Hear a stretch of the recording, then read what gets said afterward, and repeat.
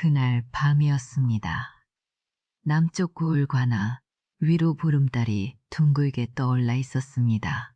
달빛이 기와 지붕을 타고 흘러내려 넓은 마당을 하얗게 물들이고 있었죠.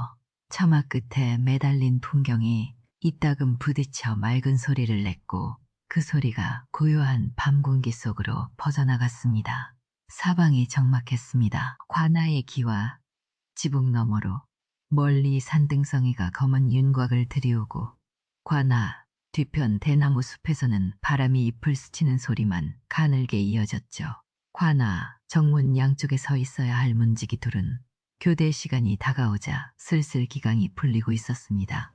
한 놈은 담장에 등을 기대고 꾸벅꾸벅 졸았고 다른 한 놈은 허리를 쭉 펴며 하품을 쏟아냈죠. 요즘 이 고을에 도적이 출몰한다는 소문이 돌았지만 설마 관아까지 들어올 놈이 있겠느냐는 안일함이 두 사람의 눈꺼풀을 무겁게 했습니다.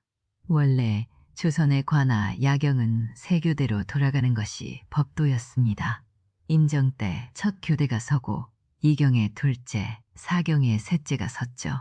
교대 사이 틈이 벌어지는 때가 가장 위험했는데 이 고을은 원님부터 기강이 썩어 있으니 아래가 온전할 리 없었습니다. 문지기들은 교대 기록부에 도장만 찍어놓고 반쯤은 관사에 들어가 자는 것이 습관이었죠.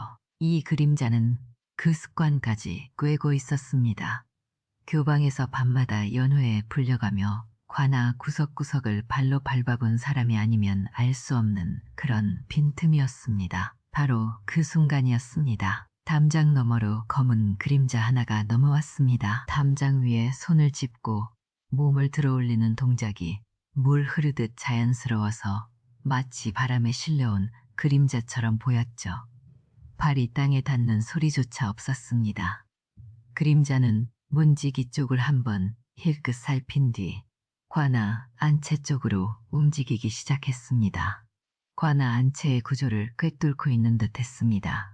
대청마루를 가로지르면 빠르지나야 하는 법. 그림자는 담장을 따라 안방 뒤편으로 길을 돌아갔죠. 대청마루에서 안방으로 이어지는 복도에는 늘 등불이 밝혀져 있었지만 안방 뒤편 쪽 문 앞은 어둠에 묻혀 있었습니다. 마치 관아 안에서 오래 살아본 사람만이 알 수 있는 그런 빈틈이었습니다. 그림자가 쪽문 앞에 멈춰 섰습니다. 손가락에 침을 묻혀 창호지에 가만히 대더니 종이가 젖어 물렁해질 때까지 기다렸습니다. 이윽고 손가락 하나로 창호지를 밀어 구멍을 냈습니다. 소리 한 점 나지 않았죠. 도적들이 쓰는 오래된 수법이었지만 이 그림자의 손놀림은 도적의 그것과 조금 달랐습니다. 마치 가야금 줄을 퉁기듯 섬세하고 정확했습니다.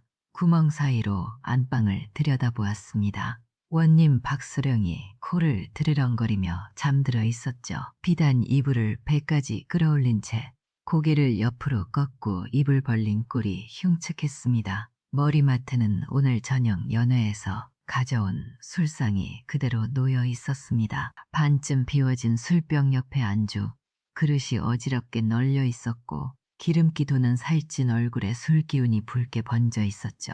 손가락마다 끼운 옥반지가 달빛을 받아 번들거렸습니다. 기생들의 화대를 작복하고 백성의 고열로 채운 곳간의 주인, 이 고을 기녀들이 가장 두려워하는 사내가 바로 이 꼴로 코를 골거 있었습니다. 그림자가 방 안으로 들어섰습니다. 마루가 삐걱거릴 법한데도 발을 디딜 때 무게를 양쪽으로 고르게 분산시키는 걸음이었죠. 춤을 추듯 부드러운 발놀림이었습니다. 원님 머리맡에 다다른 그림자가 허리에서 칼을 뽑았습니다. 칼날이 달빛을 받아 한번 번뜩였습니다. 그리고 그림자는 원님의 상투를 한 움큼 쥐었습니다.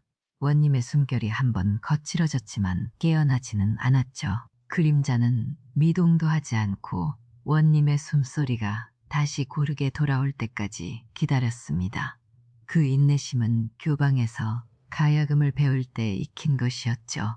줄을 퉁기기 전 손끝에 정확한 힘이 실릴 때까지 기다리는 그 순간, 조선에서 상투를 자른다는 것은 단순히 머리카락을 자르는 일이 아니었습니다. 신체발부 수지부모, 몸의 터럭 하나도 부모에게 받은 것이니 함부로 하지 않는 것이 효의 시작이라 했죠. 상투는 그 효의 상징이자 사내의 체면이었습니다. 관원의 상투를 잘라버린다는 것은 그 사람을 사람 취급하지 않겠다는 최악의 모욕이었죠. 하물며 고을을 다스리는 수령의 상투를 이 일이 알려지면 원님은 고을의 웃음거리가 될 터였습니다. 서거, 칼이 머리카락을 베어냈습니다. 잘려나간 머리카락이 비단 이불 위에 검은 뱀처럼 흩어졌죠. 그림자는 잘린 머리카락 옆에 종이 한 장을 놓았습니다. 미리 준비해온 것인지 단정한 먹 글씨가 달빛 아래 선명했습니다. 기생의 피로 물든 녹봉, 다음엔 모기요. 원님이 뒤척였습니다. 그림자는 이미 쪽문을 빠져나가고 있었죠. 이윽고 원님이 눈을 떴습니다. 뭔가 이상한 느낌에 머리에 손을 올렸습니다. 손가락 사이로 잘린 머리카락의 끄트머리가 만져지자 눈이 뒤집혔습니다. 하인들이 등불을 들고 달려왔고 원님은 벌벌 떨면서 이불을 움켜쥐고 있었죠. 풀어헤친 머리카락이 얼굴을 가렸고 한쪽 손으로 잘린 상투 자리를 연신 더듬었습니다.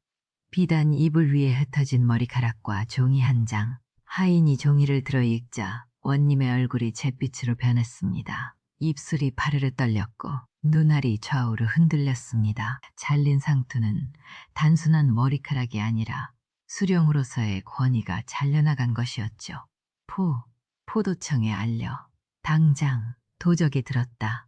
여도적이 들었단 말이야. 관아가 발칵 뒤집혔습니다. 횃불이 담장을 비추고 포졸들이 사방으로 흩어졌습니다. 후문을 지키던 포졸 둘이 뒤늦게 담장 아래를 샅샅이 뒤졌고 마구간에서는 말이 놀라 울음소리를 냈죠. 하지만 관아 뒤편 대나무 숲을 빠져나간 그림자는 어둠 속에서 삿갓을 벗었습니다.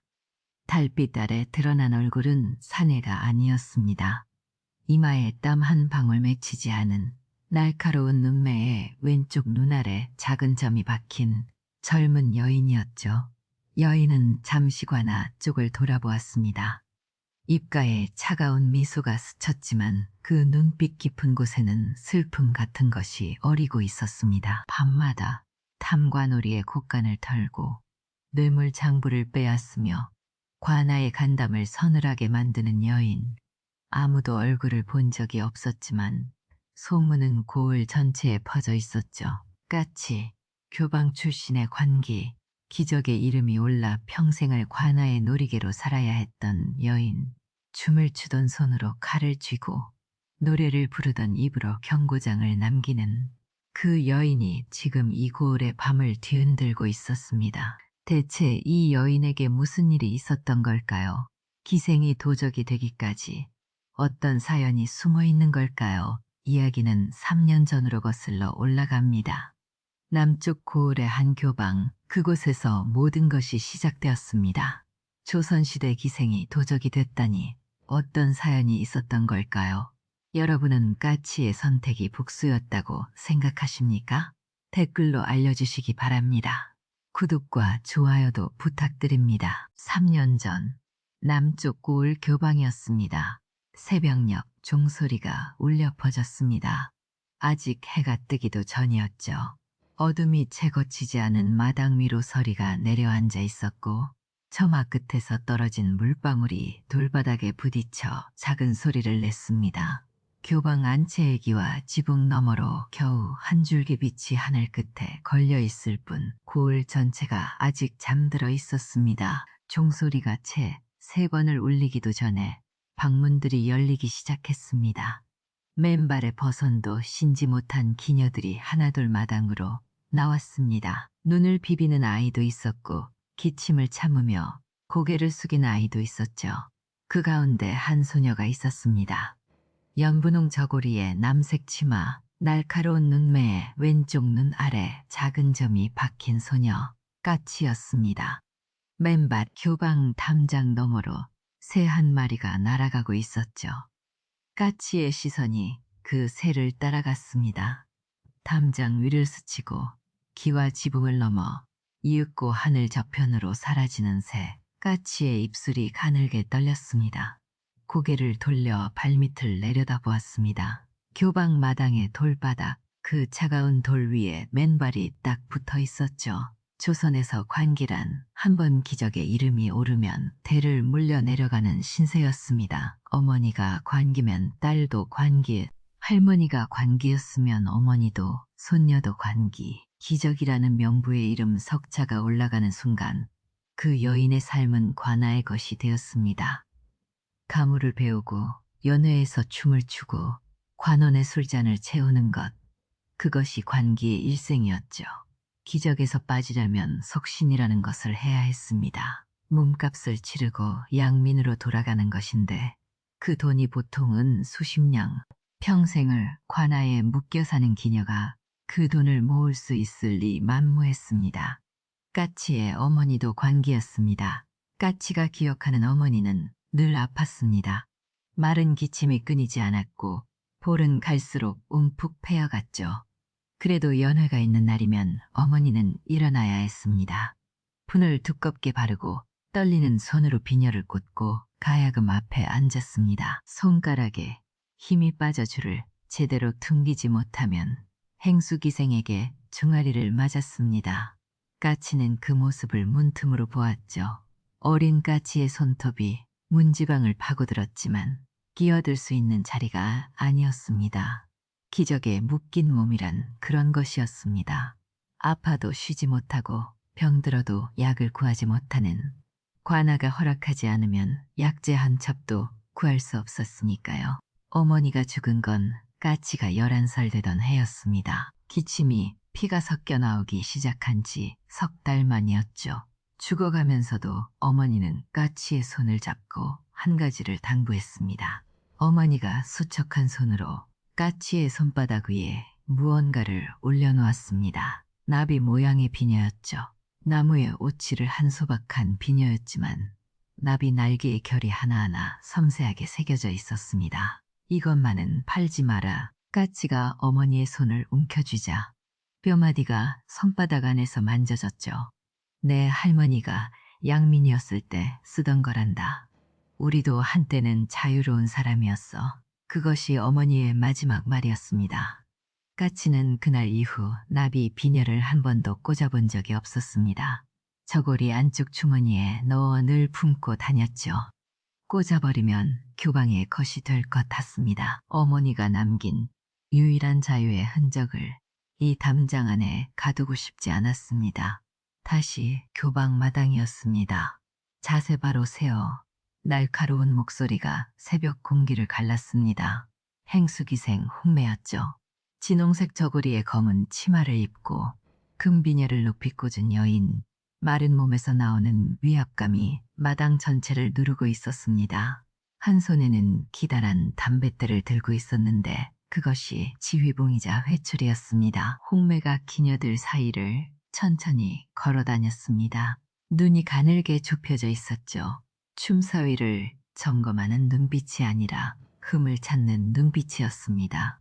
한 기녀의 팔 높이가 조금 낮자 홍매의 담뱃대가 번개처럼 내려왔습니다. 찰싹 기녀의 종아리에 붉은 줄이 생겼습니다. 비명은 삼켜야 했죠. 울면 2대를 더 맞는 것이 교방의 규율이었습니다. 연회 자리에서 이 꼴을 보일 참이냐. 망신은 너 혼자가 아니라 교방 전체의 것이다. 홍매의 목소리에는 화가 아닌 냉기가 서려 있었습니다. 이 여인도 한때는 기적에 오른 기녀였습니다. 허나 수십 년을 교방에서 살아남으며 행수기생의 자리에 오른 뒤로는 제 아래의 기녀들을 다스리는 것이 곧 자신의 권력이 되었죠. 홍매에게 교방은 감옥이 아니라 왕국이었습니다. 까치는 홍매의 눈에 띄지 않으려 고개를 숙인 채 춤사위를 반복했습니다. 이윽고 시선을 옆으로 돌렸죠. 바로 곁에서 함께 춤을 추고 있는 소녀가 있었습니다. 소양이었습니다. 둥근 얼굴에 순박한 눈을 가진 아이였는데 볼이 늘 창백했습니다. 잔병이 잦아 기침을 달고 살았죠. 연두색 저고리가 발에서 누리끼리한 빛을 띠고 있었고 벗어내는 기운 자국이 여러 개 보였습니다. 그래도 소양은 까치에게 밤마다 같은 이불을 덮고 서로의 등을 두드려주며 잠드는 사이 까치가 어머니를 잃고 밤마다 울 때 등을 쓸어준 것도 소양이었죠. 소양의 손이 떨리고 있었습니다. 가야금을 잡아도 부채를 들어도 손끝이 미세하게 흔들렸죠. 열이 있었습니다. 이마에 송글송글 땀이 맺혀 있었고 입술이 바짝 말라 갈라져 있었습니다. 크어치가 소양의 손을 슬쩍 잡아주었습니다. 소양이 고개를 돌려 까치를 보았죠. 감사하다는 듯 가볍게 고개를 끄덕였지만 눈빛에는 불안이 서려 있었습니다. 연습이 끝나고 해가 중천에 올랐을 무렵이었습니다. 홍매가 기녀들을 불러 세웠습니다. 내일 관하에서 원님 연회가 열린다는 것이었죠. 홍매가 이름을 하나하나 불렀습니다. 월선, 난초, 금이, 그리고 소양의 얼굴에서 핏기가 빠졌습니다. 입술이 파르르 떨렸죠. 홍매 언니, 저는 몸이 하루만 쉬게 해주시면. 소양이 간신히 입을 열었습니다. 홍매의 눈이 가늘어졌죠. 담뱃대를 천천히 들어올리더니 소양의 턱 아래에 댔습니다. 아프면 죽어야 쉬는 것이 관기다. 내일 연회에 나가라. 홍매의 목소리는 낮고 평탄했습니다. 그래서 더 무서웠죠. 소양이 고개를 떨구었습니다. 까치의 주먹이 불끈 쥐어졌습니다. 손마디가 하얗게 변할 만큼 세게 쥐었지만 입술은 꾹 다물었습니다. 이 담장 안에서 할 수 있는 것은 아무것도 없었습니다. 까치는 그것을 너무 잘 알고 있었죠. 밤이 되자 까치가 소양의 이마에 젖은 수건을 올려주었습니다. 소양이 까치의 손을 잡았습니다. 언니, 내일 연회 끝나면 같이 뒷마당에서 달 보자. 소양의 목소리가 가늘었지만 그래, 같이 보자. 까치는 소양의 손을 놓지 않은 채 밤을 새웠습니다. 창 너머로 달이 기울어 가고 있었습니다. 내일이 오지 않았으면 좋겠다는 생각이 까치의 머릿속을 떠나지 않았습니다. 다음 날이 밝았습니다. 관아 앞마당에 기다란 돗자리가 깔리고 그 위에 상이 차려지기 시작했습니다. 약과가 높이 쌓인 과반, 얇게 저민 편육이 겹겹이 놓인 접시, 탕평채 색색이 빛나는 나물이 사기 그릇에 담겼습니다. 관찬이었죠. 고을 원님이 인근 관원들을 불러 베푸는 연회였습니다. 연회상에는 관아의 굿간을 털어야 올릴 수 있는 음식들이 빼곡했고 그 굿간은 백성의 세금으로 해가 서쪽으로 기울 무렵 관원들이 하나둘 자리에 앉았습니다. 원님 박수령이 상저에 떡 버티고 앉아 있었죠. 살찐 얼굴에 기름기가 번들거렸고 손가락마다 끼운 옥반지가 등불을 받아 빛났습니다. 옆자리에 인근 현감에게 술잔을 권하며 하하 웃었지만 그 웃음소리에 품위는 없었습니다. 뇌물로 얻은 자리, 백성의 고열에는 관심조차 없는 사내 원님에게 연회란 자신의 권력을 과시하는 자리였고 기생들이란 그 자리를 빛내는 장식품이었습니다. 기생들 들여보내라. 원님의 한마디에 교방의 기녀들이 마당으로 걸어 나왔습니다. 맨 앞에 월선이 가야금을 안고 뒤를 이어 난초와 금이가 부채를 들었죠. 그 뒤에 까치가 있었고 맨 끝에 소양이 있었습니다. 소양의 얼굴이 종잇장처럼 하였죠. 이마에는 식은땀이 송글송글 맺혀 있었고 입술이 바짝 타서 갈라져 있었습니다. 그래도 분을 두껍게 발라 핏기 없는 볼을 가렸고 떨리는 손으로 부채를 쥐고 있었습니다. 까치가 소양의 등을 가볍게 두드렸습니다. 소양이 고개를 들어 애써 웃었죠. 그 웃음이 까치의 가슴을 아렸습니다. 가야금이 울렸습니다. 월선의 손끝에서 맑은 소리가 흘러나왔고 기녀들이 춤을 초급하게 발라피터 부채가 펼쳐지고 접히는 사이로 치마자락이 바람을 일으켰죠. 관원들의 눈이 기녀들의 몸 위를 훑어다녔습니다. 품평하듯 물건을 고르듯 까치는 시선을 느꼈지만 내색하지 않았습니다. 교방에서 배운 것 중 가장 먼저 익히는 것이 바로 그것이었죠. 얼굴에 웃음을 띤 채 속으로 이를 갈아도 표정 하나 변하지 않는 법. 원님의 시선이 소양에게 멈추었습니다. 저 기생, 이리 가까이 와 보아라. 소양이 멈칫했습니다. 까치의 어깨가 굳었죠. 소양이 떨리는 다리를 끌고 원님 앞으로 갔습니다. 원님이 술잔을 내밀었습니다. 술을 따라라. 소양이 주전자를 들었습니다. 허나 손이 떨려 술이 잔 밖으로 흘렀죠. 투명한 액체가 원님의 손등 위로 줄줄 흘러내렸습니다. 원님의 눈이 뒤집혔습니다. 떨림이 온몸으로 번지고 있었죠. 용서해 주십시오. 나으리. 몸이. 관기가 몸이 어디 아프다고 연회 자리에서 행패냐. 원님이 술잔을 내던졌습니다. 사기잔이 돌바닥에 부딪혀 깨졌고 파편이 소양의 치마 위로 튀었죠. 관원들의 수군거림이 연회장에 퍼졌습니다. 원님의 살찐 얼굴이 벌겋게 달아올라 있었습니다. 체면이 깎인 것이었죠. 인근 관원들이 보는 앞에서 기생 하나가 술을 엎질렀으니 이 고을 원님의 위엄이 땅에 떨어진 셈이었습니다. 행수기생, 이놈의 교방 단속도 제대로 못하느냐. 홍매가 빠르게 걸어왔습니다. 소양의 팔을 낚아채듯 잡더니 연회장 밖으로 끌고 나갔죠. 까치가 따라가려 했지만 옆에 있던 월선이 까치의 손목을 잡았습니다. 가지마. 너까지 끌려가면 둘 다 끝이야. 월선의 목소리가 낮았습니다. 까치가 이를 악물었죠. 손톱이 손바닥을 파고들었지만 발을 떼지 못했습니다. 연회장 뒤편에서 소향의 비명 같은 신음이 희미하게 들려왔습니다. 까치의 턱이 돌처럼 굳었습니다. 연회가 끝난 것은 밤이 깊어서였습니다. 기녀들이 교방으로 돌아왔지만 소향은 보이지 않았습니다. 까치가 홍매에게 물었죠. 소향이는 어디 있습니까? 홍매가 담뱃대를 문 채 까치를 내려다보았습니다. 가늘은 눈이 더욱 가늘어졌죠. 뒷마당 감나무 아래에서 반성하고 있다. 내일 아침까지 나오지 못하게 했으니 건드리지 마라. 까치의 주먹이 떨렸습니다. 허나 고개를 숙이는 것 외에 할 수 있는 일이 없었습니다. 기적에 묶인 몸, 교방의 벽은 높고 홍매의 권력은 절대적이었으니까요. 까치는 잠을 이루지 못했습니다. 이불 속에서 뒤척이다. 문득 낮에 소양의 까치에게 무언가를 건네왔었죠. 나비, 비녀였습니다. 까치가 아끼는 비녀를 소양에게 빌려준 것은 보름 전이었습니다. 소양이 처음으로 비녀를 꽂아보고 싶다고 했을 때 까치는 망설이다 건넸습니다. 어머니의 유품이었지만 소양이 그것을 꽂고 거울 앞에서 웃는 모습이 좋았으니까요. 그런데 연회 직전 소양이 비녀를 까치의 손에 도로 올려놓으며 말했습니다. 오히려 너무 맑아서 까치가 고개를 갸웃했죠. 나 이제 비녀 쓸 일 없을 것 같아.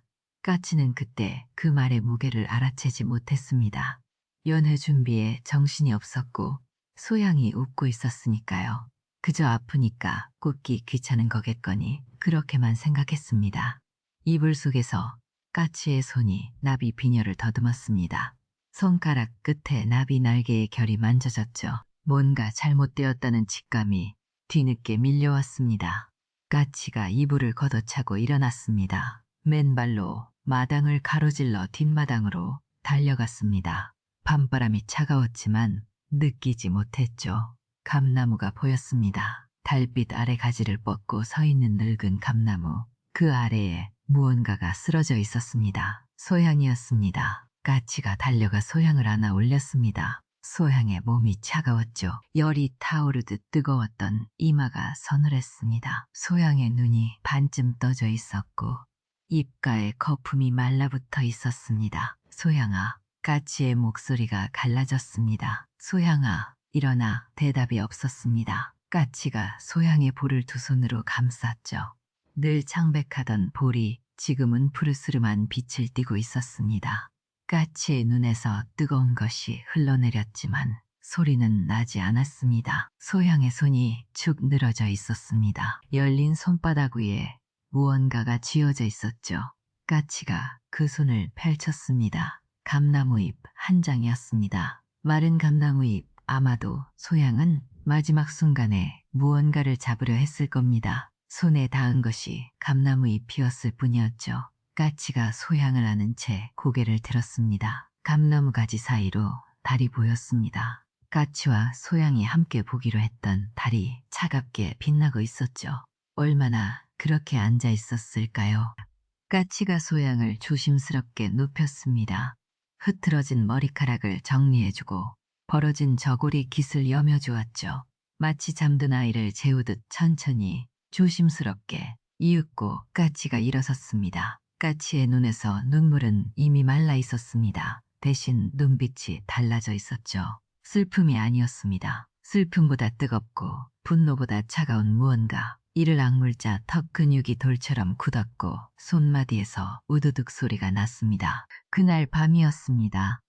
달이 교방 지붕 위를 지나갈 무렵 까치가 뒷담 앞에 섰습니다.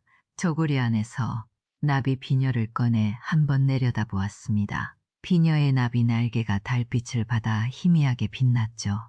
까치가 비녀를 다시 품에 넣었습니다. 돌아보지 않았습니다. 까치가 담장 위에 손을 짚고 몸을 들어 올렸습니다. 교방에서 춤을 배우며 단련된 팔이었죠. 담장 위에 올라선 까치가 잠시 멈추었습니다. 교방 마당이 내려다 보였습니다. 새벽마다 맨발로 서서 춤을 추던 그 차가운 돌바닥, 소양과 나란히 서서 부채를 접었던 그 자리, 까치의 시선이 감나무 아래에 머물렀습니다. 이윽고 까치가 담장 밖으로 몸을 날렸습니다. 발이 땅에 닿는 소리는 나지 않았습니다. 까치는 어둠 속으로 사라졌습니다. 허나 그 새가 어디로 날아갈지는 까치 자신도 아직 알지 못했습니다. 교방 뒷담을 넘은 까치는 뒤를 돌아보지 않았습니다. 아니, 돌아볼 수가 없었다고 하는 편이 맞겠죠. 돌아보면 주저앉을 것 같았을 겁니다. 소양이 시신을 두고 떠나는 발걸음이 천근만근이었지만 이를 악물고 걸었습니다. 어둠 속에서 까치가 행한 곳은 북쪽이었습니다. 고을 뒤편으로 병풍처럼 펼쳐진 산줄기, 관아의 포졸도 함부로 발을 들이지 못하는 깊은 산속이었죠. 밤새 걸었습니다. 교방에서 신던 고운 꽃씨는 산길의 돌부리에 찢겨나갔고 맨발로 낙엽을 밟을 때마다 발바닥에 쓸렸습니다. 가시덤불이 치마자락을 물어뜯었고 넘어질 때마다 손바닥에 피가 배었죠. 그래도 멈추지 않았습니다. 날이 밝아오자 산안개가 허리 아래까지 내려앉아 제 발등조차 보이지 않았습니다. 방향을 잃었습니다. 길이라고 부를 만한 것이 애초에 없었죠. 짐승이 다니는 오솔길을 따라 올라갔다가 절벽 앞에서 되돌아오기를 서너 번, 물 한 모금, 곡식 한 톨 없이 반나절을 더 헤맨 끝에 까치의 무릎이 꺾였습니다. 축축한 낙엽 위에 고꾸라졌습니다. 온몸에 힘이 빠져 손가락 하나 까딱할 수 없었죠. 머리 위로 나뭇가지 사이 하늘이 보였습니다. 눈을 감으면 소양의 창백한 얼굴이 떠올랐고 눈을 뜨면 끝없는 나뭇가지만 있었습니다. 그런 생각이 스쳤을 때였습니다. 이게 뭐야?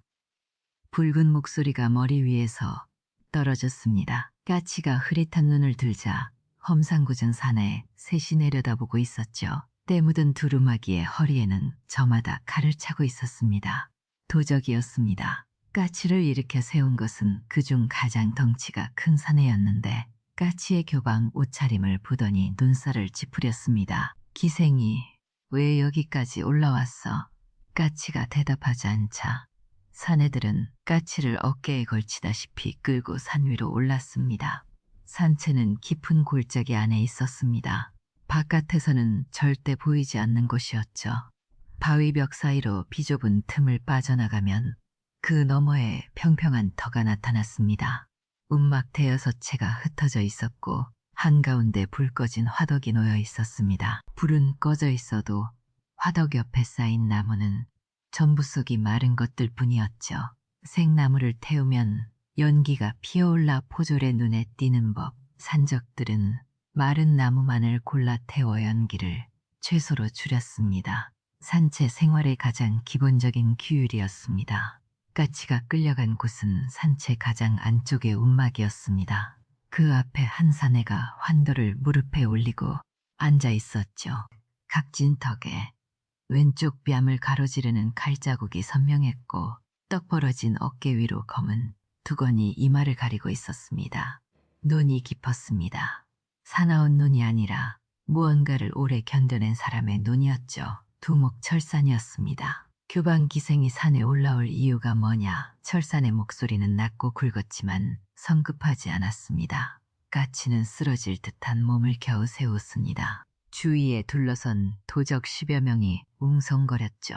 맥없이 끌려온 기생이 두목의 눈을 똑바로 본다는 것은 예상 밖이었습니다. 복수하러 왔습니다. 까치의 목소리가 갈라졌지만 눈빛은 흔들리지 않았습니다. 철산의 눈썹이 미세하게 올라갔죠. 복수, 누구한테, 행수기생, 그리고 원님. 까치가 한마디 더 보탰습니다. 제 동료를요. 주위가 조용해졌습니다. 도적들이 서로 눈짓을 주고받았죠. 철사는 아무 말 없이 까치를 한참 들여다보았습니다. 이윽고 입을 열었습니다. 우리는 양민의 피를 묻히지 않는다. 탐관과 토호만 친다. 그게 여기 규율이다. 잠시 침묵이 흘렀습니다. 철산이 품에서 돌 하나를 꺼내 까치 앞에 던졌죠. 저 바위 위에 올려봐라. 한 번에 까치가 돌을 들어 올렸습니다. 팔이 떨렸지만 바위 위를 향해 던졌습니다. 돌이 바위 턱에 부딪혀 굴러 떨어졌죠. 다시 주웠습니다. 두 번째도 미끄러졌습니다. 세 번째에 간신히 바위 위에 올렸습니다. 도적들 사이에서 웃음이 터졌지만 철사는 웃지 않았습니다. 힘은 없는데 포기를 안 하는군. 철산이 자리에서 일어섰습니다. 키가 까치보다 머리 하나는 더 컸죠. 까치를 내려다보며 말했습니다. 한 달 뒤에도 쓸만하면 남겨두지. 못 따라오면 내려보낸다. 그날부터 까치의 산채 생활이 시작되었습니다. 새벽이면 계곡물로 세수를 하고 아침 해가 뜨기 전에 산비탈을 오르내렸습니다. 도적들이 하는 것을 똑같이 했죠. 장작을 패고 물을 길었으며 짐승의 발자국을 읽는 법을 배웠습니다. 허나 가장 힘든 것은 칼이었습니다. 까치가 처음 칼을 쥐었을 때 손잡이가 교방의 부채보다 3배는 무거웠습니다. 한 번 휘두르자 손목이 꺾일 것 같았고 두 번째 휘두르자 손바닥 가죽이 벗겨졌죠. 물집이 잡히고 터지고 다시 잡혔습니다. 철산이 팔짱을 끼고 지켜보다가 중얼거렸습니다. 그런데 가물을 배운 놈은 몸이 빠르다 사실이었습니다. 까치의 발놀림은 다른 도적들과 확연히 달랐죠. 교방에서 수백 번 반복한 춤사위가 몸에 새겨져 있었습니다. 상체는 흔들리지 않고 하체만 움직이는 법, 무릎을 부드럽게 꺾어 무게의 중심을 옮기는 법. 검술의 기본이 사실은 춤의 기본과 닮아 있었던 겁니다. 철산이 그것을 알아보았습니다. 까치에게 기본 자세부터 천천히 가르쳤죠.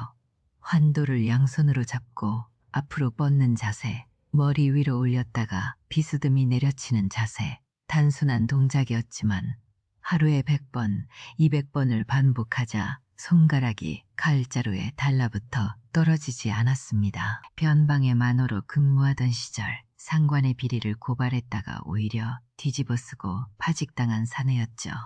가족은 뿔뿔이 흩어졌고 갈 곳을 잃은 철사는 산으로 들어왔습니다. 처음에는 혼자였지만 비슷한 사연을 가진 이들이 하나둘 모여들었죠. 양민의 것에는 손대지 않고 탐관오리와 토호의 곳간만 털었습니다. 그것이 철산이 세운 단 하나의 규율이었습니다. 칼은 아무 때나 뽑는 게 아니다. 어느 날 밤 철산이 까치에게 말했습니다. 뽑으면 벤다. 못 뺄 칼이면 뽑지를 마라. 까치는 고개를 끄덕이며 칼자루를 움켜쥐었습니다. 보름이 지나자 까치의 몸이 달라지기 시작했습니다. 교방에서 굳어있던 어깨가 벌어졌고 계곡물을 길어 나르던 팔뚝에 힘줄이 돋았죠. 그러나 가장 크게 달라진 것은 눈이었습니다. 처음 산채에 끌려왔을 때의 절박함 대신 무언가를 조준하는 듯한 차가운 빛이 깃들기 시작했습니다. 어느 날 밤이었습니다. 달이 밝아 잠이 오지 않았습니다. 까치는 혼자 산채 뒤편 넓은 바위 위에 올라갔죠. 칼을 뽑았습니다. 하지만 검술을 연습한 것은 아니었습니다. 달빛 아래에서 까치가 춘 것은 검무였습니다. 교방에 칼은 날이 없는 무용칼이었죠. 지금 까치의 손에 들린 것은 사람을 벨 수 있는 진짜 칼이었습니다. 춤사위는 같았습니다. 오른발을 앞으로 빼며 칼을 수평으로 긋고 왼발로 회전하며 칼을 머리 위로 올렸다가 비스듬히 내리죠. 교방에서는 아름다운 춤이었던 그 동작이 진짜 칼을 쥐자 베어내는 기술이 되었습니다. 달빛이 칼날을 타고 흘렀습니다. 까치의 그림자가 바위 위에서 춤추고 있었죠.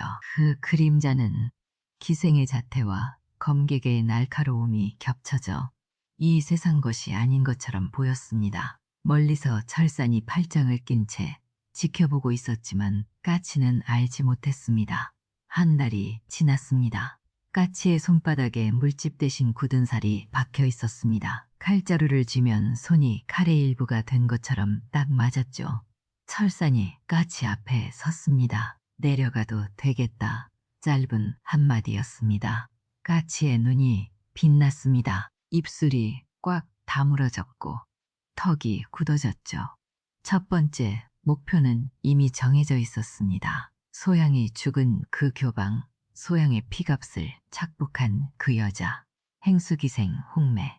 까치의 손이 허리춤에 칼자루를 감쌌습니다. 까치가 산을 내려온 것은 초승달이 뜬 밤이었습니다. 어둠이 짙을수록 좋았죠. 검은 두루마기의 행전을 감고 삿갓을 깊이 눌러쓴 까치의 모습은 한 달 전 교방 뒷담을 넘던 그 기생과는 완전히 달랐습니다. 허리에 환도를 차고 등에 빈 보자기를 묶은 채 어둠 속을 움직이는 걸음걸이에 망설임이 없었죠. 첫 번째 목표는 원님의 곳간이 아니었습니다. 행수기생 홍매 까치가 먼저 노린 것은 바로 그 여자의 은닉 재산이었습니다. 교방에서 오래 살아본 사람이라면 누구나 아는 비밀이 있었습니다. 기생들이 연회에서 받는 화대, 이것이 온전히 기생의 몫이 되는 법은 없었죠. 관아에서 공식적으로 떼어가는 몫이 있었고 그 위에 행수기생이 따로 걷어가는 몫이 또 있었습니다. 기생들이 몸을 팔아 벌어온 돈의 절반 이상이 행수기생의 손을 거쳤죠. 관아에 상납하는 금액은 장부에 찍혔지만 행수기생이 가로채는 돈은 어떤 장부에도 올라가지 않았습니다. 그 돈이 어디로 가는지 기생들은 알면서도 입을 열 수 없었죠. 행수기생의 눈 밖에 나면 연회에서 가장 험한 자리에 배치되거나 아예 기회를 잃어버리는 것은 교방의 공공연한 규율이었습니다. 까치는 그 돈이 어디에 숨겨져 있는지 알고 있었습니다. 교방, 까치의 발걸음이 잠시 멈추었습니다. 그곳은 소양이 쓰러져 있던 바로 그 자리였죠. 홍매가 기생들의 고혈을 짜낸 돈을 하필이면 그 나무 아래에 묻었다는 사실이 까치의 이를 악물게 했습니다. 소양이 죽은 자리 위에 재산을 쌓다니 그러나 까치는 감정을 삼켰습니다. 지금은 칼이 아니라 머리를 써야 할 때였죠. 교방 담장은 까치에게 익숙한 것이었습니다. 어디에 돌이 튀어나와 있고 어디에 나뭇가지가 담장 위로 늘어져 있는지 눈을 감고도 알 수 있었죠. 담장을 넘는 것은 산채의 바위벽을 오르내리던 것에 비하면 아이들 장난이었습니다. 까치가 교방 뒤뜰에 내려섰을 때 소리는 나지 않았습니다. 감나무 아래의 땅을 파는 데는 오래 걸리지 않았습니다. 도적단에서 빌려온 짧은 삽으로 뿌리 옆을 파내려가자 팔뚝 깊이에서 항아리 3개가 나왔죠. 항아리, 뚜껑을 열자 달빛 아래 은전이 빛났습니다.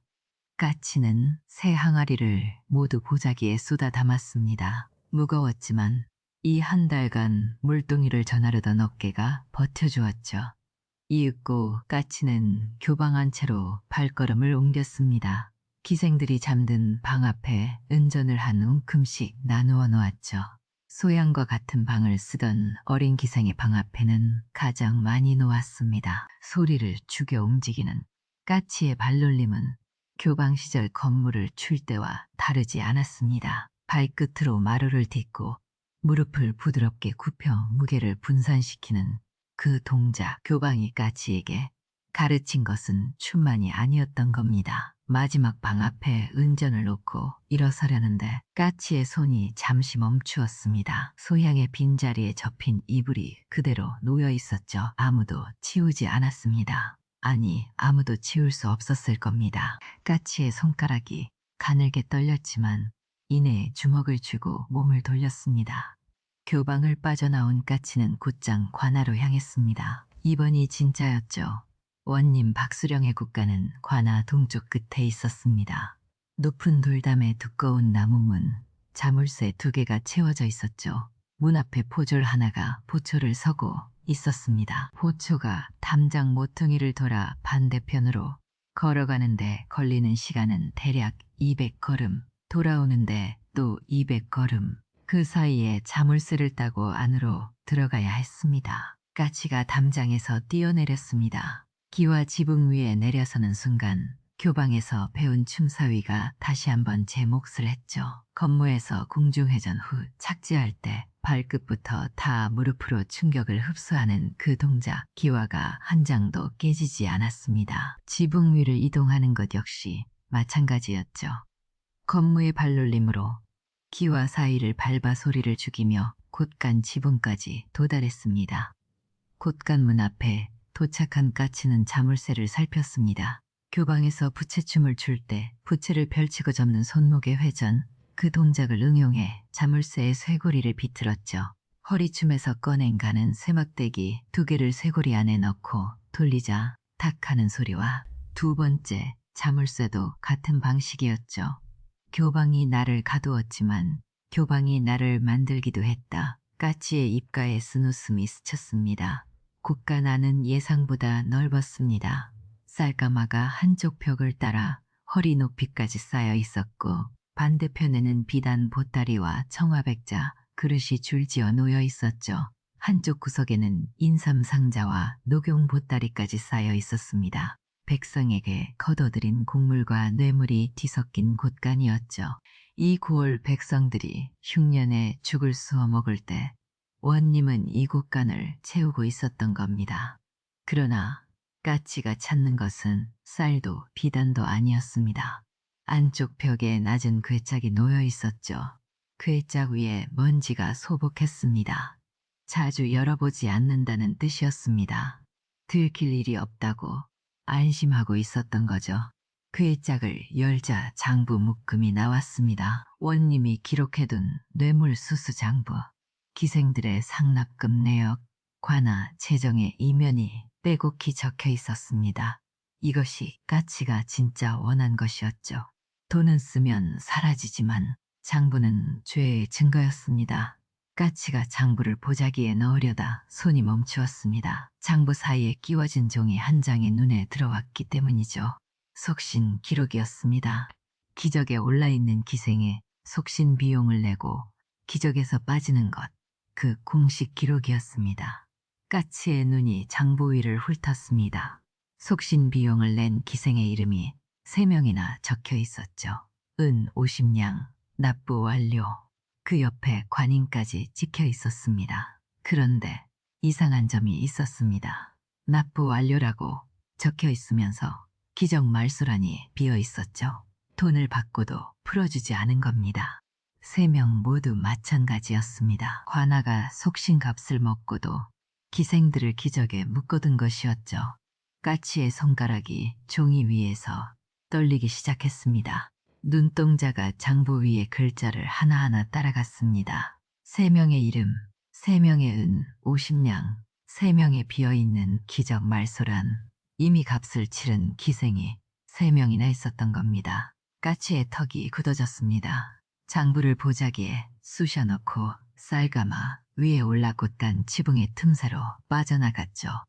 보초가 무퉁이를 돌아오기까지 아직 여유가 있었습니다. 관아 담장을 넘어 어둠 속으로 사라지는 까치의 등 뒤로 관아는 여전히 고요했습니다. 아직 아무도 몰랐죠. 곳간에 자물쇠가 풀려 있다는 것도 장부가 사라졌다는 것도, 교방 기생들의 방 앞에 은전이 놓여 있다는 것도, 다음 날 아침 교방에서 가장 먼저 비명을 지른 것은 홍매였습니다. 감나무 아래 땅이 파헤쳐진 것을 보고 달려갔지만 항아리는 이미 빈 껍데기뿐이었죠. 홍매의 얼굴이 하얗게 질렸지만 감히 관아에 신고할 수는 없었습니다. 그 돈이 어디서 나온 것인지 스스로가 가장 잘 알고 있었으니까요.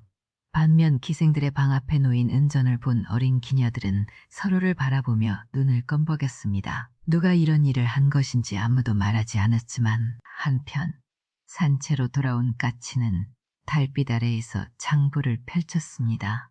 한 장 한 장 넘길 때마다 입술이 더 굳게 다물어졌죠.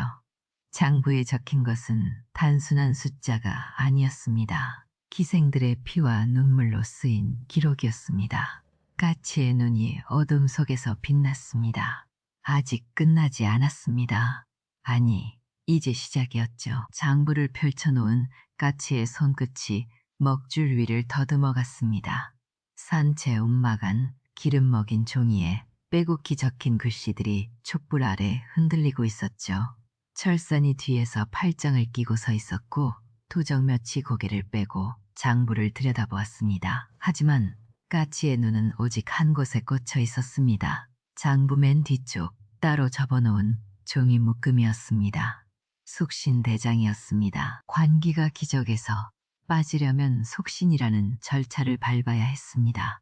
풀어서 말하자면 돈을 내고 자유를 사는 것이었죠. 기생이 직접 돈을 모아내기도 했고 간혹 기생을 아끼는 양반이나 상인이 대신 내주기도 했습니다. 문제는 그 돈이 관아의 곳간으로 들어간 뒤에 벌어지는 일이었습니다. 속신값을 받고도 기적에서 이름을 빼주지 않는 것, 돈만 삼키고 기생을 그대로 이것이 이 고을 관아가 대대로 해온 짓이었습니다. 까치가 장부의 첫 번째 이름을 읽었습니다. 매향, 은 30냥을 냈으나 기적 말 수 없음. 두 번째 이름, 옥선, 은 25냥, 기적 말 수 없음. 그리고 세 번째, 까치의 손가락이 멈추었습니다. 세 번째 이름 옆에 적힌 글씨는 낯익은 두 글자였습니다. 까치의 입술이 떨리기 시작했죠. 철선이 까치의 어깨 너머로 그 이름을 보았지만 아무 말 하지 않았습니다. 장부에는 이렇게 적혀 있었습니다. 춘월, 은 50냥 납부, 기적 말소 불어.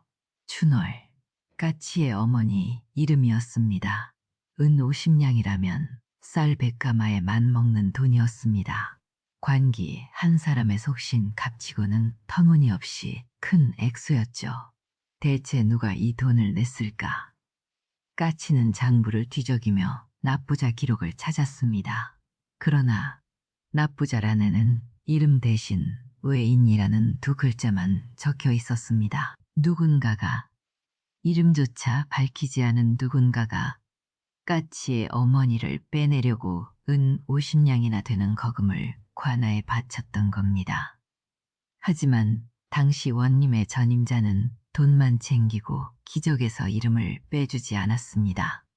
이윽고 까치의 눈이 장부 사이에 끼어있는 종이 한 장을 발견했습니다. 접고 또 접어 손바닥만 하게 작아진 종이를 펼치자 여인의 필체가 나타났습니다. 먹이 번진 곳이 여럿 있었죠. 눈물 자국이었을 겁니다. 탄원서였습니다. 소녀 춘월, 삼가 아래옵니다.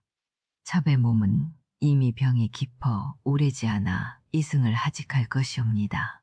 다만 한 가지 첩의 딸만이라도 양민으로 풀어주시옵소서. 속신값은 이미 치렀사옵고 아이는 아직 12살이옵니다. 아이만은 기적 밖에서 살게 해주시옵소서. 까치의 손이 떨렸습니다. 종이를 쥔 5손가락이 하얗게 변할 만큼 힘이 들어가 있었죠. 어머니가 죽기 전 이 탄원서를 올렸다는 것을 까치는 오늘에서야 알게 된 것이었습니다. 어머니는 자신이 풀려나지 못할 것을 알고 있었습니다. 그래서 마지막으로 딸이라도 빼달라고 빌었던 것이었죠. 그 탄원서는 읽히지도 않은 채 장부 사이에 끼워져 먼지를 뒤집어 쓴 채로 관아 곳간 깊은 곳에 처박혀 있었습니다. 까치의 머릿속에 12살 적 기억이 밀물처럼 밀려들었습니다. 어머니가 마지막으로 나비 비녀를 건네던 그 밤, 해쓱한 얼굴에 땀이 송골송골 맺혀 있었죠. 이것만은 팔지 마라 는 말 뒤에 감추고 있었던 진심은 자유를 되찾으려 모든 것을 걸었지만 끝내 실패한 어미의 절망이었던 겁니다. 어머니는 이미 알고 있었습니다. 속신 값을 내도 이 기적에서는 빠져나갈 수 없다는 것을. 그래서 마지막까지 딸이라도 살려달라고 빌었던 것이었죠. 이를 악물자 볼 양쪽으로 근육이 붉어졌습니다. 철산이 한 발짝 다가서며 입을 열었죠.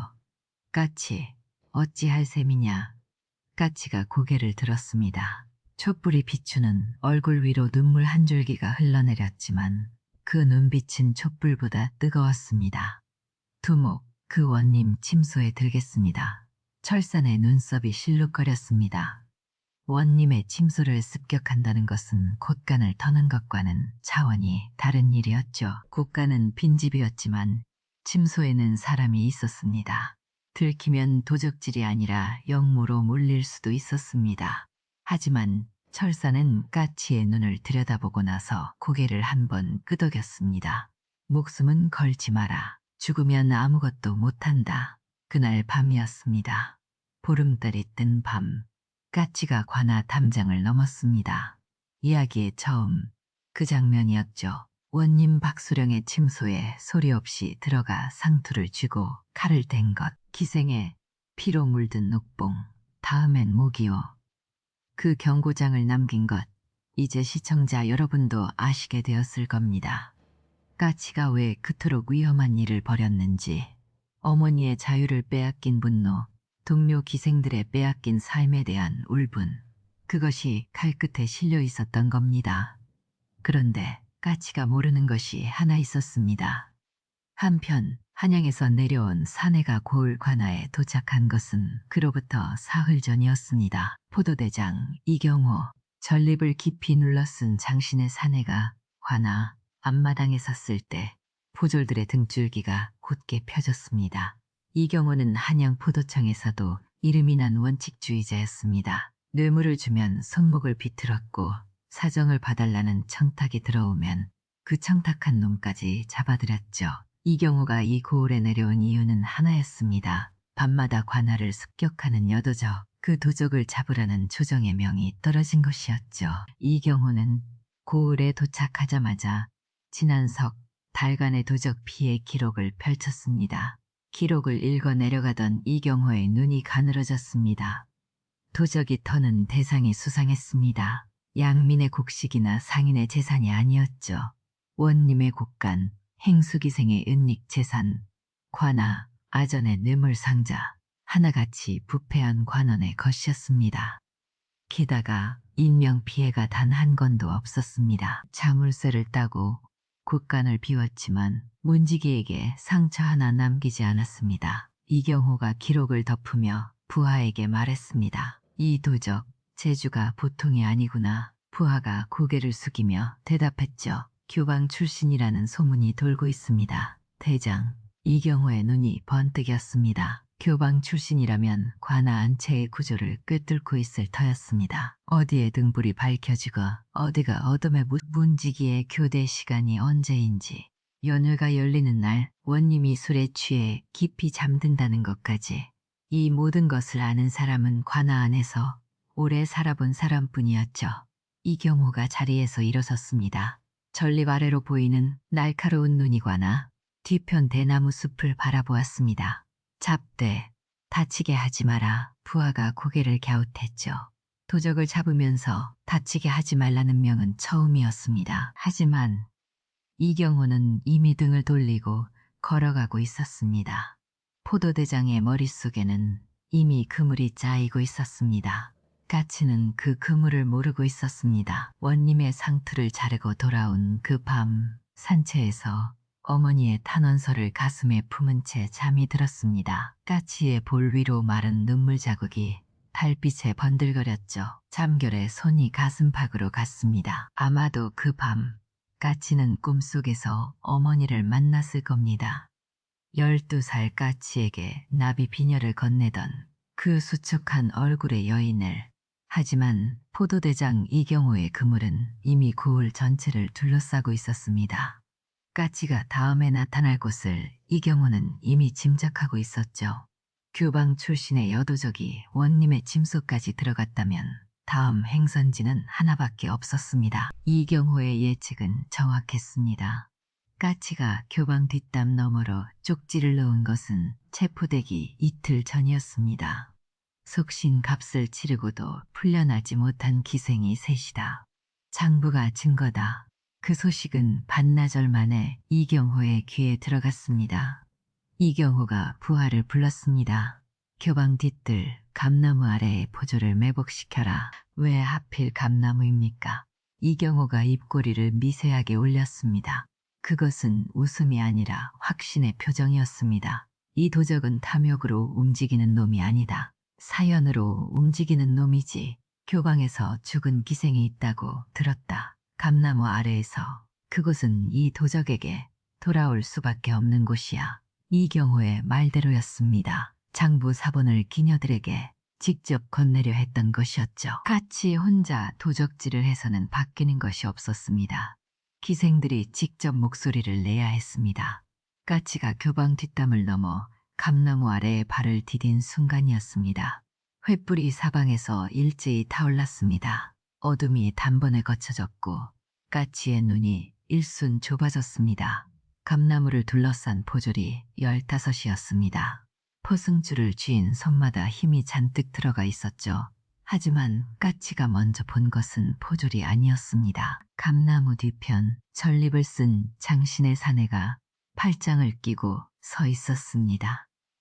달빛도 햇불도 필요 없다는 듯 어둠 속에서도 두 눈이 또렷하게 빛나고 있었습니다. 포도대장 이경호였습니다. 까치의 손이 허리춤의 칼자루를 잡았습니다. 이경호가 고개를 미세하게 저었죠. 뽑지 마라. 뽑으면 내 부하들이 활을 쏜다. 까치의 눈동자가 빠르게 좌우로 흔들렸습니다. 담장 위에 궁수 셋이 시위를 당기고 있었고 뒷담 너머에도 지붕 위에도 포졸이 배치되어 있었죠. 퇴로는 없었습니다. 까치가 칼자루에서 손을 뗐습니다. 대신 품 안에서 장부 사본을 꺼내 감나무 아래 땅바닥에 내려놓았습니다. 소양이 쓰러졌던 바로 그 자리였습니다. 이것만은 기녀들에게 전해주시오. 이경호가 눈짓하자 포졸 둘이 까치의 양팔을 잡았습니다. 삼으로 꼰 포승줄이 두 손목을 묶었죠. 까치가 끌려 나올 때 교방 창문마다 기생들의 얼굴이 빼곡히 내다보고 있었습니다. 까치는 그 얼굴들을 향해 고개를 한번 끄덕여 보였을 뿐이었죠. 포도청 임시관하로 끌려간 까치는 곤장 앞에 무릎을 꿇었습니다. 먼저 죄목을 읽고 곤장을 치는 것이 절차였지만 이경호는 곤장을 치라는 명을 내리지 않았습니다.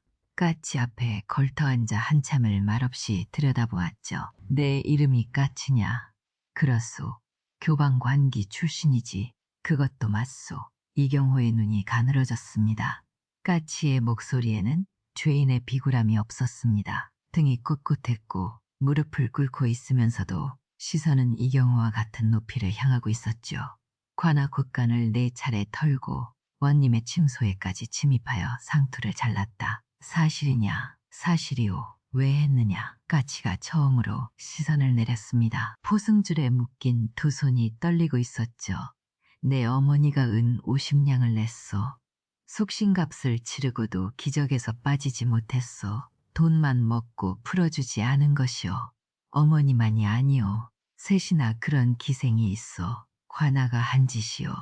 이경호가 고개를 끄덕였습니다. 까치가 감나무 아래에 놓고 간장부를 밤새 읽은 뒤였죠. 조선의 속신제도는 본래 관기가 일정한 값을 치르면 기적에서 빠져나올 수 있도록 한 것이었습니다. 하지만 그 값을 정하는 것도 기적을 말소하는 것도 관아의 손에 달려 있었습니다. 돈을 내고도 풀려나지 못한다면 그것은 속신이 아니라 착취였죠. 이경호는 포도대장으로 부임한 이래 수많은 도적을 잡아왔지만 도적질의 이유가 이토록 또렷한 경우는 처음이었습니다. 장부의 숫자 하나하나가 기생들의 삶을 증명하고 있었죠. 이경호가 자리에서 일어서며 낮은 목소리로 말했습니다. 내가 도적이 아니라 관원이었더라면 좋은 포졸이 됐을 것이다. 까치의 눈이 한순간 커졌습니다. 이윽고 입꼬리가 쓸쓸하게 올라갔죠. 관원이 될 수 있었다면 도적이 되지 않았을 것이오. 이경호가 등을 돌렸습니다. 기적에 묶인 관기에게 관원의 길은 처음부터 없었죠. 까치의 그 한마디가 모든 것을 말해주고 있었습니다. 까치의 둔 까치가 남기고 간 장부사본이 기녀들의 손에서 손으로 돌아갔습니다. 매향이 자신의 이름을 발견하고 바닥에 주저앉았고 옥선은 치마폭으로 얼굴을 가렸죠. 속신 값을 치르고도 풀려나지 못했다는 사실을 그 기생들은 이제야 알게 된 것이었습니다. 기생 월선이 나섰습니다. 까치보다 나이가 위인 월선은 교방에서 가장 침착한 기녀였습니다. 17의 교방에 들어와 20여 년을 견뎌온 여인이었죠. 연회에서 웃음을 파는 동안에도 뒤에서는 후배 기녀들의 약값을 대주고 병든 기생의 밥을 챙기는 사람이었습니다. 자주색 저고리 위로 어깨를 곧게 펴고 기녀들 앞에 섰죠. 까치가 우리 대신 칼을 들었다. 우리가 가만히 앉아 있으면 까치의 도적질은 그냥 도적질로 끝난다. 월선이 기녀들을 하나하나 눈으로 훑었습니다. 23명의 눈이 월선을 바라보고 있었죠. 월선이 품에서 종이를 꺼냈습니다. 밤새 적은 탄원서였습니다. 포도청에 이것을 내겠다. 까치가 도적질한 것은 우리의 자유를 되찾기 위함이었다고. 장부가 증거다. 함께 이름을 올릴 기녀가 있느냐. 침묵이 흘렀습니다. 행수기생 홍매의 눈치를 보는 기생도 있었고 두려움에 고개를 숙이는 기생도 있었죠. 하지만 매향이 먼저 손을 들었습니다. 옥선이 뒤따랐습니다. 그리고 1명, 2명, 이윽고 23명 가운데 16명이 탄원서에 이름을 올렸습니다. 다음 날 아침 월선이 16명을 이끌고 포도청 앞에 섰습니다. 교방문을 나서는 순간 홍매가 팔을 벌려 막아섰습니다. 눈이 충혈되어 있었죠. 관아에 탄원서를 내면 자신의 횡령도 드러난다는 것을 알고 있었을 겁니다. 하지만 16개의 눈빛 앞에서 결국 길을 비켰죠. 월선이 이경호 앞에 탄원서를 내밀었습니다. 까치가 도적질한 것은 우리의 자유를 되찾기 위함이었습니다. 이 장부에 적힌 것이 사실인지 포도청에서 직접 밝혀주시옵소서. 이경호가 관아의 회계 기록과 장부를 대조하라 명했습니다. 포도청 서리 둘이 관아 창고에 쌓인 장부 더미를 뒤지기 시작했죠. 먼지 덮인 장부 묶음을 풀어헤치고 세입 원장과 기적대장을 한 줄 한 줄 맞춰보았습니다. 결과는 하루 만에 나왔죠. 기록이 정확히 일치했습니다. 속신값이 들어온 기록은 있었지만 기적 말소 처리는 단 한 건도 없었습니다. 이경호가 장부를 말아 품에 넣었습니다. 이 장부를 조정에 올리겠다. 그 한마디에 고을이 뒤집혔습니다. 원님 박수령은 파직되었습니다. 관아 앞에 끌려 나올 때 기름기 도는 얼굴이 땀으로 번들거렸고 손가락마다 끼었던 옥반지는 이미 벗겨진 뒤였죠. 그리고 속신 값을 치르고도 묶여있던 기생 3명, 매양, 옥선, 그리고 까치의 어머니 춘월.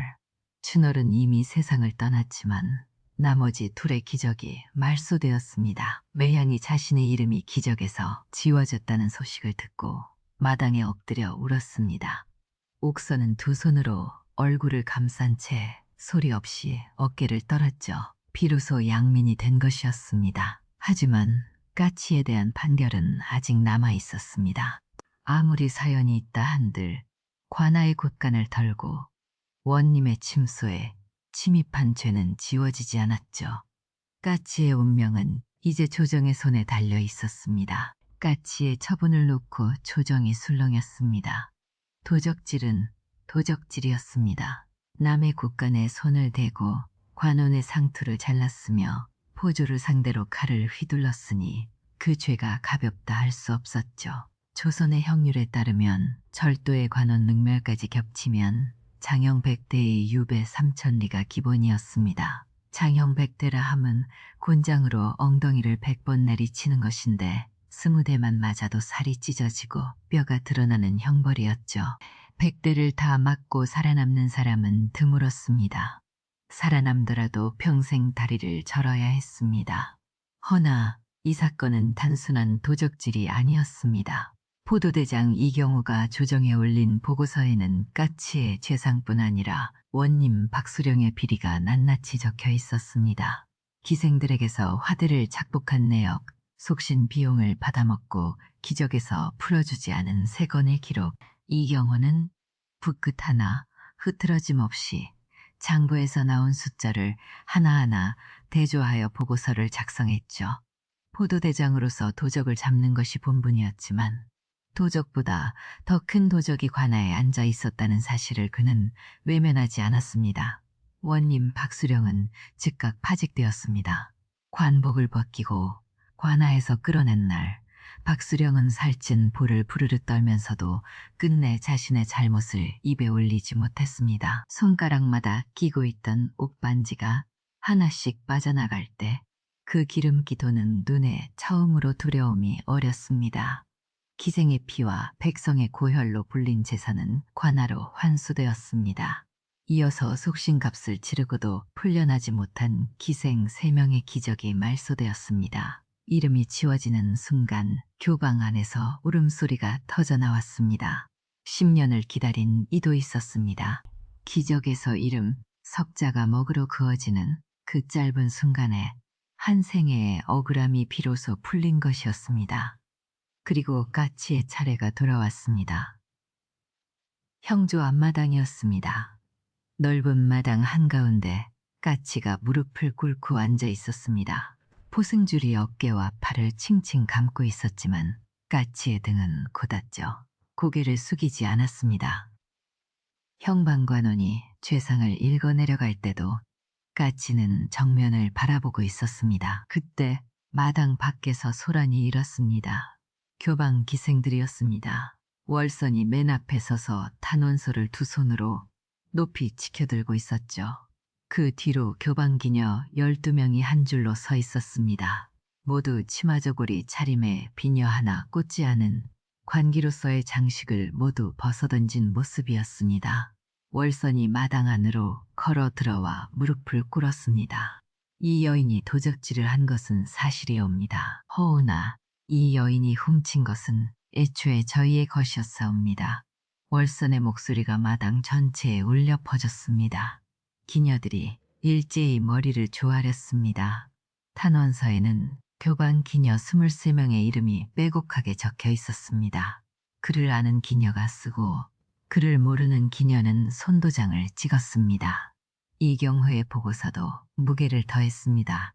포도대장은 까치를 잡는 과정에서 까치가 빼돌린 재산이 고스란히 기생들에게 돌아간 것, 양민의 재산에는 손대지 않은 것, 장부를 통해 관아의 비리를 백일하에 드러낸 것, 이경호는 보고서 끝에 한 줄을 덧붙였습니다. 이 여인의 죄를 묻되 이 여인이 밝혀낸 죄 또한 함께 헤아려 주시기를 청합니다. 논의가 길어졌습니다. 장형 100대에 유배 3천리가 기본형이나 원님의 비리가 도적질의 원인이 된 점, 기녀들의 탄원, 빼돌린 재산이 양민이 아닌 부패 관원의 것이었다는 점이 참작되어 장형은 면하고 유배는 천리로 감하였습니다. 그리고 한 가지가 더 붙었죠. 까치의 속신을 허락한다는 것이었습니다. 기적에서 이름이 지워진다는 뜻이었습니다. 누렇게 바랜 종이 위에 까치의 이름이 적혀 있었습니다. 그 이름 옆에는 어머니의 이름도 있었죠. 할머니의 이름도 있었습니다. 3대가 기적 한 줄에 묶여 살아온 세월이 그 누런 종이 위에 고스란히 남아 있었습니다. 먹물을 적신 부시까치의 이름 위를 그었습니다. 한 줄, 그 한 줄에 까치의 어깨가 떨렸습니다. 굳게 세웠던 등이 미세하게 흔들렸죠. 입술을 꽉 깨물고 있었지만 턱 끝이 부르르 떨리는 것은 숨길 수 없었습니다. 이윽고 까치의 눈에서 물기가 번졌습니다. 소양이 죽던 날에도, 교방을 탈출하던 밤에도, 원님의 침소에 칼을 들고 들어갔을 때도 울지 않았던 여인이었습니다. 포도대장 앞에 포승줄에 묶여 끌려왔을 때도 눈 하나 깜짝하지 않았죠. 그런 까치가 처음으로 눈물을 흘렸습니다. 뺨을 타고 턱 끝에서 떨어진 물방울이 마당의 흙 위에 작은 얼룩을 남겼죠. 까치는 고개를 들어 하늘을 올려다보았습니다. 아마도 어머니가 그토록 원했던 것이 이것이었을 겁니다. 기적에서 딸의 이름이 지워지는 이 순간, 탄원서를 쓰고도 끝내 이루지 못한 어머니의 소원이 딸의 칼끝에서 비로소 이루어진 것이었습니다. 며칠이 지났습니다. 유백천리는 먼 길이었지만 까치에게 남은 할 일이 하나 있었습니다. 관아 뒷산이었습니다. 소나무 사이로 난 좁은 오솔길을 따라 올라가면 산등성이 한쪽에 기생묘역이 있었습니다. 관기로 살다 죽은 이들이 묻히는 곳이었죠. 양지발은 묘역이 아니었습니다. 산그늘이 져서 풀도 제대로 자라지 못하는 쓸쓸한 언덕이었습니다. 봉분마다 이름이 없었죠. 기적의 이름이 올라 평생을 관아에 묶여 살았지만 까치가 봉분 하나 앞에 멈춰 섰습니다. 소양의 무덤이었습니다. 다른 봉분보다 작았습니다. 흙이 내려앉아 거의 평평해져 있었죠. 석 달이 채 안 된 무덤인데 벌써 잡초가 봉분을 반쯤 덮고 있었습니다. 아무도 돌보지 않은 것이었습니다. 까치가 무릎을 꿇었습니다. 잡초를 하나하나 뽑아내기 시작했죠.